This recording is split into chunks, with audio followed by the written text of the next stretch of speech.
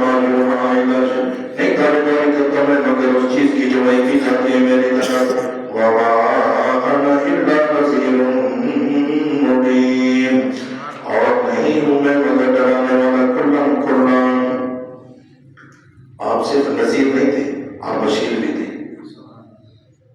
یا ایھا النبی انا ارسلناک شاہدا ومبشرا ونذیرا، انا ارسلناک بالحق بشیرا ونذیرا۔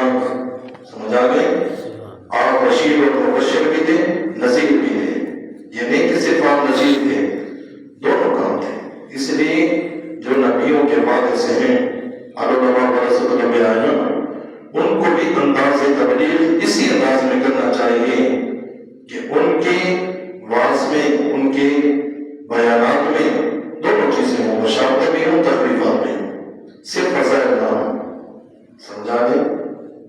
صرف فضائل، دونوں چیزیں ہوں، جنت کے تذکرے، جہنم کے تذکرے، اللہ کی نعمتوں کے تذکرے اور اللہ کے عذابوں کے تذکرے، آپ دونوں باتیں بتا دیتے۔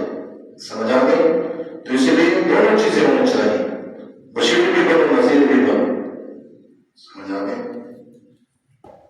اپنوں کے لیے، یعنی جو ماننے والے ہیں ان کے لیے خوشخبریاں ہیں، جو نہیں مانتے ان کے لیے ڈراوا ہے۔ جو ماننے والے ان کو ثواب کی خوشخبری، جنت کی خوشخبری، جو نہیں مانتے، کفر کرتے ہیں، شرک کرتے ہیں، ضد کرتے ہیں، قرآن کے اور پیغمبر کی مخالفت کرتے ہیں، ان کے لیے جہنم کے عذاب، عذابوں کے عذاب۔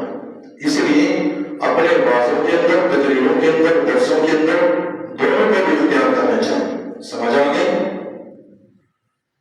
دونوں میں بھی اختیار کرنا چاہیے، دونوں چیزیں ہونی چاہیے، بشارتیں بھی ہونی چاہیے اور تخویفات بھی ہونی چاہیے۔